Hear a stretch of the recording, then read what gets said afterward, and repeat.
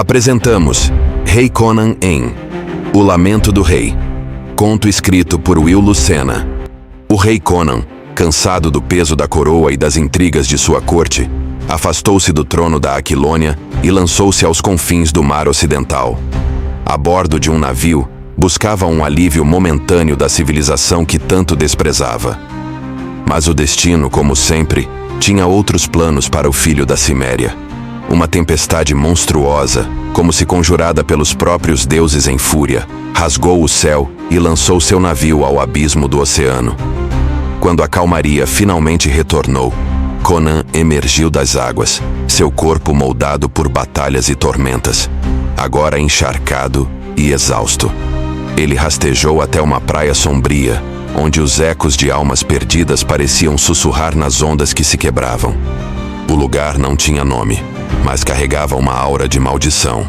Ali, por uma ironia cruel do destino, Conan encontrou seu maior inimigo, Thoth Amon, o infame feiticeiro da Estígia. O mago, outrora poderoso, agora era apenas um homem marcado pelo desespero. Mas o destino não os deixaria resolver suas diferenças como homens de uma vez por todas. Uma ameaça maior os cercava, emergindo da escuridão da ilha. Homens que há muito haviam sido esquecidos pela morte começaram a se levantar. Seus corpos eram uma paródia grotesca da vida, ossos estalando e carne pútrida se movendo de forma antinatural. Esses mortos eram os náufragos de centenas de navios que haviam perecido naquelas águas traiçoeiras. E agora, sua única razão para existir parecia ser a destruição do bárbaro e do mago. A espada de Conan cantava em um arco mortal, cortando através das massas podres. Maldição! De que abismo saíram esses cães? Que inferno abriu suas portas para soltar tamanha praga? Ele rugiu, seu rosto uma máscara de selvageria, enquanto sua lâmina brilhava com o sangue coagulado dos mortos. Ao seu lado, Thoth Amon, desprovido do poder de seu anel encantado, estava reduzido a lutar como um homem comum. O mago, que outrora comandara exércitos de sombras, agora brandia uma adaga com movimentos desajeitados, resmungando enquanto cada golpe o exauria. Meu poder! Minha magia! Tudo perdido! Lamentava, enquanto olhava com horror para a horda de mortos que avançava sem cessar. Conan, sobre uma pilha de cadáveres reanimados, gritou para o feiticeiro: Pare de lamentar, mago, e lute como um homem! Ou morra como um cachorro. A carnificina continuava. Os mortos não mostravam sinais de recuar. Suas fileiras pareciam se multiplicar a cada instante. Ossos rangiam, sons guturais ecoavam, e o cheiro de carne apodrecida impregnava o ar. A ilha inteira parecia se levantar contra eles, uma entidade faminta de vingança. O bárbaro e o mago, improváveis aliados na era iboriana, lutavam lado a lado, empurrados contra as pedras da praia. A carne dos mortos era dura, e suas forças começavam a diminuir. Mas Conan, com os olhos brilhando com a luz feroz de um predador encurralado, sabia que essa ilha não o deterá. Nada jamais o deteria. Venham, malditos! Gritou ele, erguendo sua lâmina manchada. Eu sou Conan da Ciméria, e nenhum homem vivo ou morto me verá cair hoje. Cercados por todos os lados, a maré de mortos avançava como uma onda implacável. Conan, de olhos faiscantes, concordou com o feiticeiro, embora a contragosto. Precisamos abrir caminho à força, rugiu ele, brandindo sua espada com a ferocidade de um leão acuado. Um golpe poderoso varreu os cadáveres à sua frente, despedaçando ossos e arrancando carne apodrecida. Morra novamente, cão! Ele bradou, com o sangue fervendo. Conan, movendo-se com a agilidade de uma pantera, escalou uma pilha de corpos até uma posição mais elevada. Dali, ele observava Thoth Amon cercado por uma legião de mortos-vivos. Vou vê-lo no inferno, Conan! Gritou o mago, sua voz carregada de fúria e desespero. Por um momento, o bárbaro hesitou, seus pensamentos voltando a tempos passados. Ele se viu novamente no acampamento de guerra da Aquilônia, supervisionando o cuidado dos soldados feridos. Entre os gemidos dos homens e o crepitar das fogueiras, ele estava com os médicos, um rei atento às necessidades de seu exército. Mas mesmo ali, o peso da insatisfação pairava sobre ele como uma sombra.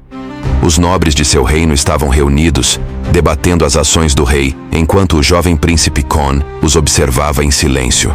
Conan, que não dormia há dias, parecia ainda mais inquieto. "Peguem os odres de vinho da minha tenda", ordenou ele. "Esses homens sangraram pelo reino, que bebam o vinho do rei." Quando Con anunciou que os invasores húngaros haviam recuado e que as fronteiras estavam seguras, a notícia, em vez de trazer alívio, apenas aumentou a irritação de Conan. "Paz é para velhos e crianças", rugiu ele. "Um príncipe deveria saber que a batalha nunca termina." O bárbaro lembrou-se de ordenar descanso para suas tropas, reconhecendo que não eram cimérios, capazes de suportar tudo sem tréguas. "Venha, filho", disse ele, sua voz carregada de comando. "Vamos cavalgar. Há muito a ser feito no reino. Ladrões precisam ser caçados. Pictos precisam perder suas cabeças." Enquanto cavalgavam juntos, Con notou algo nos olhos de seu pai. Uma insatisfação que nem as maiores vitórias poderiam apagar. Era como se o próprio trono não fosse suficiente para saciar o espírito indomável de Conan.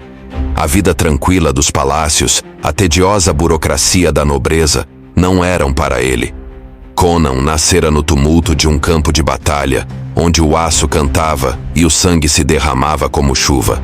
Sua vida fora feita de guerras intermináveis e desafios que desafiavam toda a razão, sempre em guerra, sempre com a espada na mão, sempre à espera de um novo inimigo a ser derrotado. Esse era Conan, o filho do aço, o filho da espada e do sangue. O filho do rei tentou argumentar, mas logo o bárbaro não ouvia mais suas palavras. O vento gelado cortava sua face. O mar chamava-o como um imã indomável. Sua vida era esta, imutável. Com 15 anos ou com 60, ele era Conan, o bárbaro. A discussão continuava entre os dois, mas nada do que Con dissesse mudaria a mente do cimério. O reino estava em paz, os inimigos derrotados, e qualquer outro homem se daria por satisfeito. Mas essa palavra, satisfação, não existia no vocabulário de um cimério. Conan marchou indignado para seus aposentos, enquanto Con refletia sobre como agradar a seu pai, o maior herói que o mundo já conhecera. Impedir que o rei mudasse de ideia não seria uma tarefa fácil, e essas palavras saíam baixinho da boca do príncipe da Aquilônia. O cimério lembrava-se de seus 15 anos, quando partira para conhecer o mundo. Viu criaturas tão terríveis que o mais feroz dos bandidos se acovardaria diante delas. Enfrentou prisões, duelos sangrentos, feitiçarias e todas as artimanhas urdidas pelas mentes mais cruéis. Contemplou os horrores e os mistérios do mundo com seus próprios olhos. Conan conheceu as mulheres mais belas, amou e foi amado. Viveu cada dia como se fosse o último. Ganhou tesouros e os perdeu mais rápido do que poderia contar. Quando tinha a idade de Con, já havia perdido mais riqueza em mulheres e vícios do que qualquer homem poderia ganhar em uma vida inteira. Foi testado em todos os tipos de batalha, enfrentando inimigos que não se dobravam diante de ninguém. Enfrentou homens e criaturas cujos nomes já haviam se desvanecido nas brumas do tempo. A cada vitória, seu nome crescia, tornando-se lenda. Não fugiu de nada, não temeu ninguém. Viveu e sobreviveu a tudo o que o destino pôs em seu caminho. Conheceu terras que até os mais audaciosos apenas sonhavam. A melancolia tomou o rei, e seu maior temor era ter vencido como governante, mas ter falhado como pai. Meu filho não sabe o que é deixar o lar com nada além de uma espada e a vontade de viver, pensava ele. Meu filho não sabe o que é acordar em uma terra estranha, sem saber o que vai comer ou quais terrores enfrentará. Um dia ele será rei, o rei refletia. Mas que tipo de rei será ele, se passou toda a vida em segurança dentro dos muros do castelo? Enquanto esses pensamentos tomavam sua mente, Conan enchia seu copo, observava as concubinas com olhos de caçador e arquitetava seu próximo movimento. um plano para fazer as terras tremerem sob o peso de sua espada. O tempo não parava, e dias depois, o som dos cascos de cavalos se fez ouvir ao longe. Depois da conversa entre pai e filho, Con e o rei estavam cavalgando em silêncio. Poucas palavras passaram entre eles, até que o bárbaro rompeu o silêncio. "Aqui está bom", disse Conan, sua voz grave e firme. "Bom para quê, pai?", perguntou o príncipe, sem entender o motivo daquela cavalgada. "Porque viemos até aqui, enquanto o exército marcha de volta a Tarântia", Conan respondeu, sua expressão impassível. Con não obteve resposta, e nada poderia ter preparado um filho acostumado com a vida no palácio para a revelação que se seguiria. "Aqui podemos nos despedir, Con", disse Conan, suas palavras cortando o ar como uma lâmina afiada. O mundo do príncipe parou. Seus olhos se arregalaram, e sua mente, perdida e confusa, não conseguia entender o que aquelas palavras significavam. Ele pensou que seu pai o levaria até uma bela esposa ou faria algum gesto digno de um príncipe. Mas Conan, firme como uma rocha cimeriana, revelou seus planos. "Você partirá, filho", disse ele. "Não levará nada além do que já tem consigo. Não cruzará a fronteira de volta para Aquilônia. Você vagará pelas terras e só voltará quando puder me falar dos feitos que realizou em cada uma delas. Declaro você exilado da Aquilônia." "Pai, o senhor perdeu o juízo", exclamou Con, sem acreditar no que ouvia. "Não, filho, estou te ajudando a encontrar o teu caminho. Agora vai, e não permita que ninguém, sejam homens ou deuses, te impeçam de voltar para casa. Nem mesmo nas profundezas do inferno." De volta àquela terra que Kron esqueceu, o antigo monarca empunha sua espada, e os gritos de seu inimigo fazem com que sua mente se volte novamente para o campo de batalha. A Ilha da Morte e dos Mortos-Vivos, um lugar pútrido onde o ar exala a presença de magia, a antiga e maligna magia negra. Mas o bárbaro chega a uma terrível conclusão.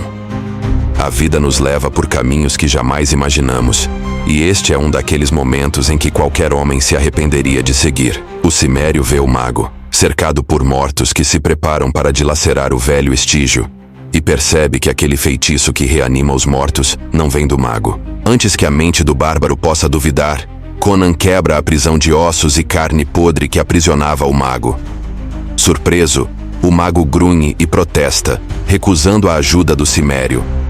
Mas até o mais estúpido sabe que, sozinho, não escapariam daquele inferno. Arrastando Totamon, Conan balança sua espada em um arco mortal, cortando tudo o que se interpõe em seu caminho. "Venham, chacais. Temos um assunto a resolver", rosnou o bárbaro, enquanto arrastava o mago como uma criança, pela sua força imensurável. Mas o ingrato mago não entende os planos de Conan e, em um movimento traiçoeiro, o ataca, perfurando a perna do bárbaro com uma adaga. "Víbora maldita!", gritou Conan, sua voz carregada de fúria. O mago sorriu satisfeito e disse com escárnio: "Espero que goste de ser devorado vivo, cimério", empurrando o velho rei morro abaixo. "Não serei tolo o suficiente para te salvar", completou o mago, gargalhando com malícia. Agora, Conan se encontra em uma situação ainda mais desesperadora. Mas, com sua espada em punho, ele se prepara para cortar o máximo de mortos que puder, antes de seu fim inevitável. Mas o destino é um filho sem mãe, desdenhoso de tudo e de todos. Uma voz feminina ressoou naquele inferno, fria e desafiante. "Este é diferente de qualquer invasor oriental que a tempestade de meu pai trouxe para esta ilha." A beleza da mulher era estonteante, totalmente deslocada daquele lugar. E mais ainda daquelas bestas grotescas que a acompanhavam. "Malditos deuses que brincam com os homens", murmurou ela. A bela mulher então ordena aos macacos vermelhos, com a frieza de um ser que conhece o peso da morte: "Se ao amanhecer o gigante bárbaro ainda estiver vivo, tragam-no à minha presença. Vamos ver se ele é o escolhido." Nenhum escriba, por mais nefasto que fosse, poderia prever o que viria a seguir. Mas uma coisa era certa. Nesse próximo capítulo, Conan e a mulher, seus destinos se entrelaçariam na cruel tapeçaria da Era Hyboriana. in a bar that turns back time. The brunette who makes us smile, the sway that mesmerizes. One has fled, another has fallen, another sleeps in a bed of gold, and Conan sits firm on his throne. Head against the wall, the endless sound, the pain that never ends, such is life. One has fled, another has fallen, another sleeps in a bed of gold, and Conan sits firm on his throne. Head against the wall, the endless sound, the pain that never ends, such is life. One has fled, another has fallen, another sleeps in a bed of gold, and Conan sits firm on his throne. Not man, not chain, not force, not time, Conan is master of himself and fate. One has fled, another has fallen, another sleeps in a bed of gold, and Conan sits firm on his throne.